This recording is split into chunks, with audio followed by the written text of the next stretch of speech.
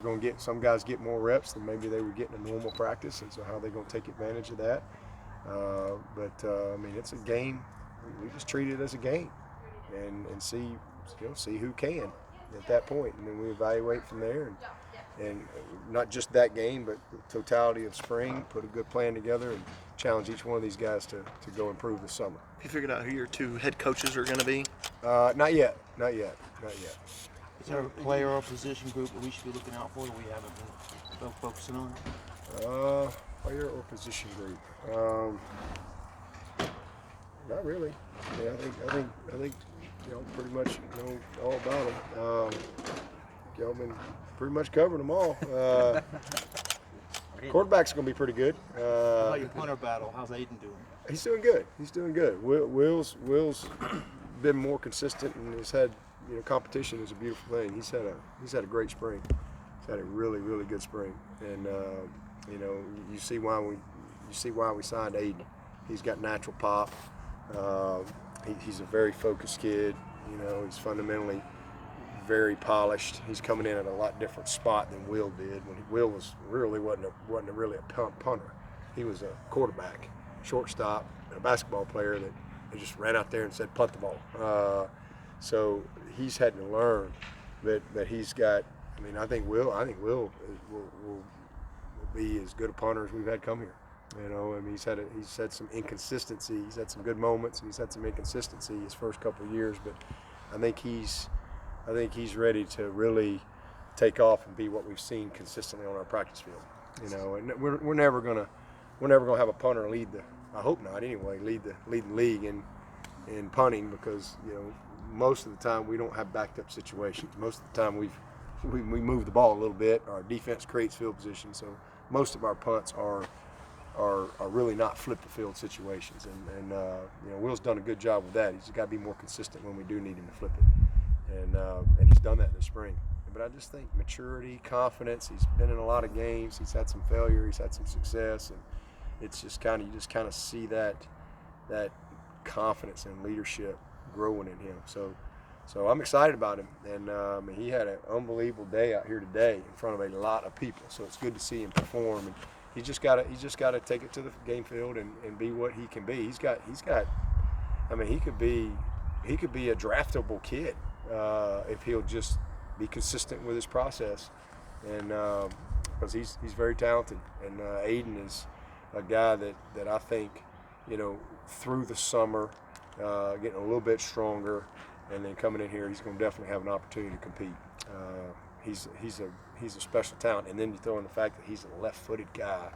It's pretty exciting to see that ball come off his foot, because it's just different, and I don't have any doubt we'll get a turnover or two before he gets out of here, and his career's over, just simply because it's just different. I've been doing it long enough to know that that's something that's hard to simulate, because not many people have left-footed punters.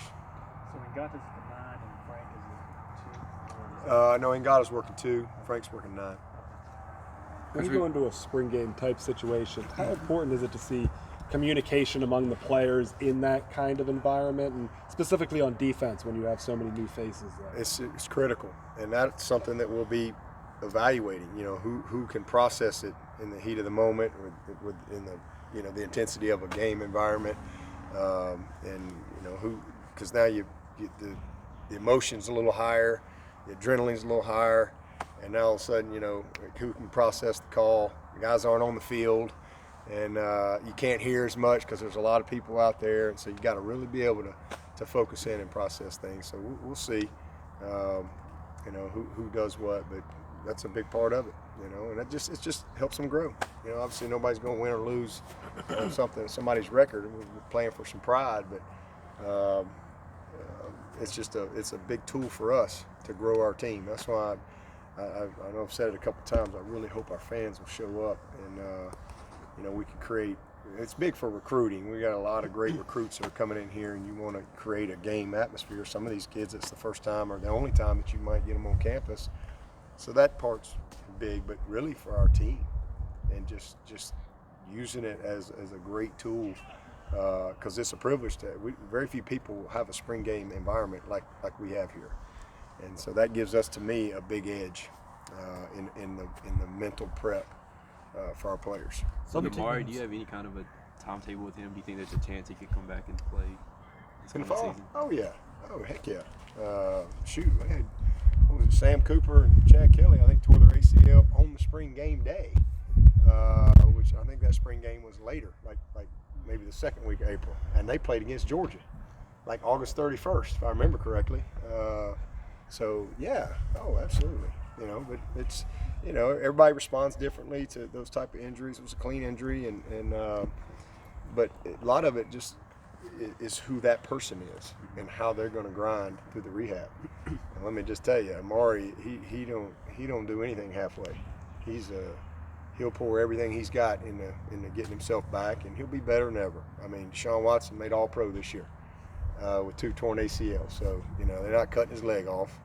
He's going to be back, and it's unfortunate, but you know it's just part of his journey, and you just got to own it and embrace it. And he was going to grind anyway this summer, so now he's just grinding to get himself back strong and healthy, and we'll see where he is once we get into fall camp and make a decision there. We'll go at his pace. We're not going to rush him back or anything. Whenever he's ready, they'll put him back in there, but he'll do everything he can to get back as soon as possible. Some teams in the spring game will do, you know, say the loser has to eat hot dogs and watch the winner eat steak. Do y'all do anything like that, or do you not place as much emphasis on the win loss? So how do y'all treat the spring? Oh yeah, they do. We give them a day. They get the winning team gets a day off from training.